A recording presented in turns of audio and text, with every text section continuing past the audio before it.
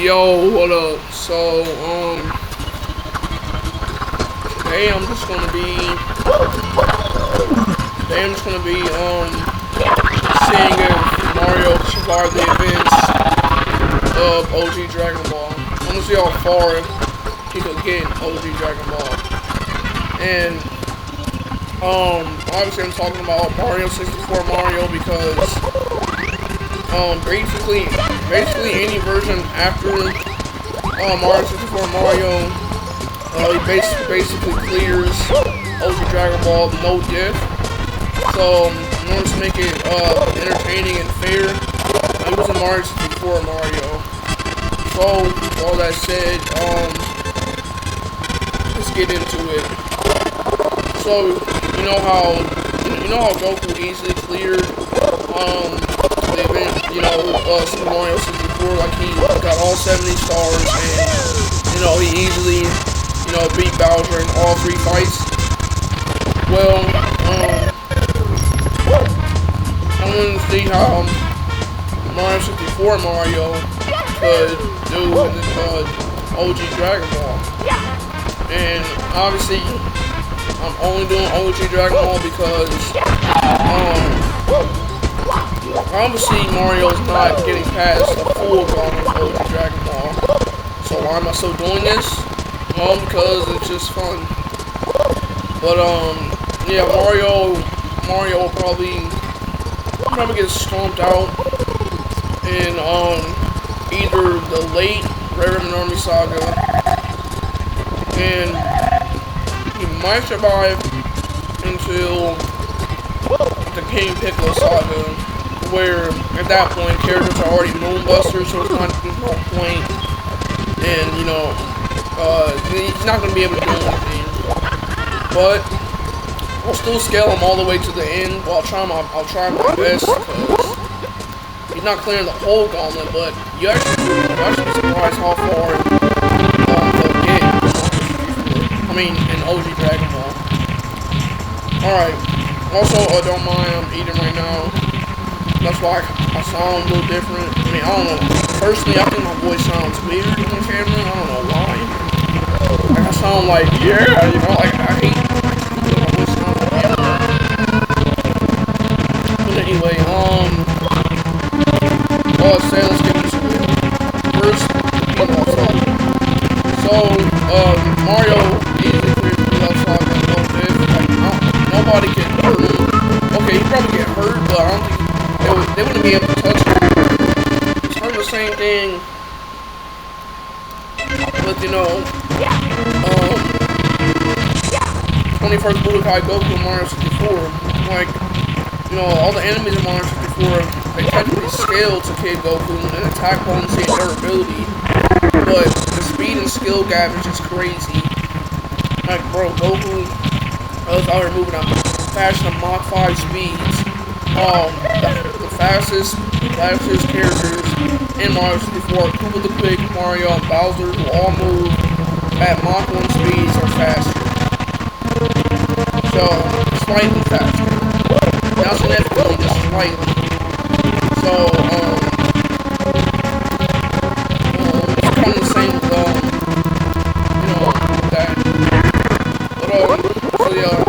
I'm not gonna go over, the entire story because that'll take long. So I'm just gonna go over all the fights. Well, first up, fighting against the Pteranodon. Yes, if you forgot, in the first episode of OG Dragon Ball, Goku did fight a Pteranodon that tried to kidnap Bulma. So, Mario do against the Pteranodon. Well, Mario went easily one-shot the Pteranodon. Oh my goodness, I just why did I say it wrong? The Pteranodon. No diff. Like, it's not even gonna have to try. I might be wondering, well, how is he even gonna touch the Pteranodon if he can't even fly? Well, that's the thing. I'm giving Mario all of his power-ups. Well, I'll give him the ones that he'll need for OG Dragon Ball. Like the metal cap, the wing cap, the vanish cap, I'll give him the Power Star, and actually I'll give him Tanuki Mario, the Fire Suit. Yeah, I'll give him basically all those. And then actually I might give him the Giant Mario power up too. I might give him Giga Mario just in case, because he might need it. But anyway, let's get back into it. Also, but before I continue power scaling, before I continue, bro, I keep repeating myself. Before I continue saying, how Mario would do, let me power scale him real quick. So, Mario 64 Mario has good level attack potency because he's able to casually break stone blocks with his bare hands. He's able to beat the Womp King, who's the size of at least a small building. The reason why he scales higher than small building level is because he can casually beat the Womp King without even trying. So yeah, I think I should get him up to building level. Then for speed, obviously, Koopa the Quick said, in the rematch, on Tiny Huge Island, he said that he brought new Mach 1 shoes just so he can beat Mario in a race, and Mario still managed to beat him. And I'll say that Mario's reaction speed, combat speed, and travel speed are all faster than Mach 1. At least slightly faster than Mach 1, so probably like 800 miles per hour. And then durability, again, building level, because, if Womp King was able, if Womp King, were to fall on Mario would get hurt, but he would still survive. So, yeah, his durability scales to building level. And not to mention the fact that, he can fall off extremely high heights and get back up. Like, he can fall off of Womp's Fortress, like, all the way down and still be alright. Like, he'll get hurt, but he wouldn't die. And he can fall up the Bomb Mountain and still get up, so that'll be his, building level durability. And then, for skills and techniques, Mario, he kind of just does whatever, he fights, in his own way. Like, he just throws, he throws basic punches and, basic kicks, but then, he also has the ground pound,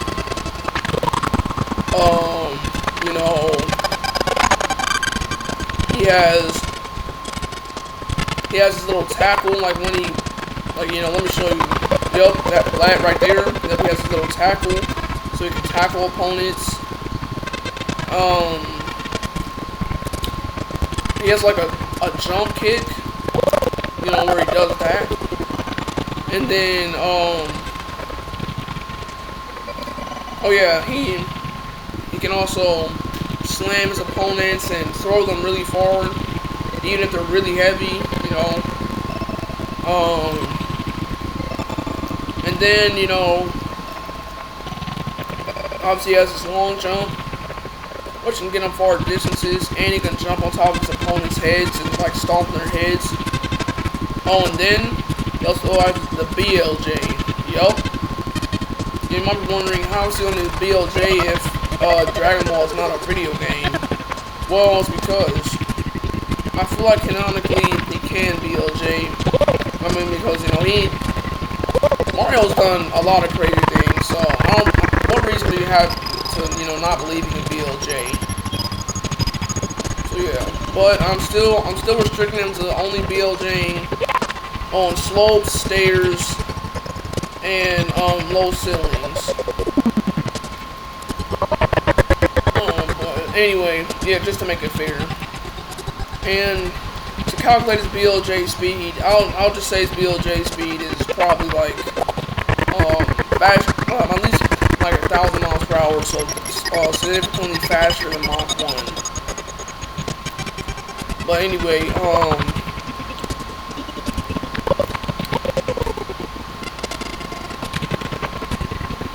don't know, this is a YouTube notification.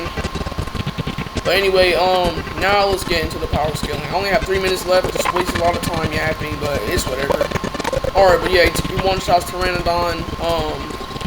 He doesn't even need the wing cap, he can literally just jump up to his height. And the reason why is because, you know, I think it's safe to say that he can jump, like, at least to the hottest skyscrapers. Obviously, with game mechanics wise, no, but lore accurate wise, yes. But Mario still does all platforming challenges, I guess, just for fun. I mean, it seems like the most logical reason of why he still does, you know, all the platforming challenges, just so he can challenge himself. You know, that's just not the person he is. But anyway, yeah, he one-shots Pteranodon with any of his attacks one-shot Pteranodon, no matter what. And then for Bear Thief, yeah, he one-shots Bear Thief just like Goku did. And then, yeah, he'll dodge all Bear Thief's attacks, punch him in the face, the fight's over. But now we get into our first serious fight, you know, with Yamcha. So, would he be able to beat Yamcha? Again, yes, because Pilaf Saga Yamcha only scales to wall level. So, Mario already has an all-class in AP. But, come on, durability. Yeah, he has an all-class in durability too. And speed. So, he has an all-class in almost every way besides skill. Because Yamcha is a trained martial artist, so...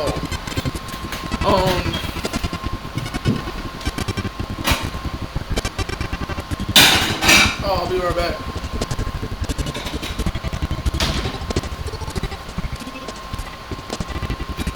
Anyway, Yamcha is a trained martial artist,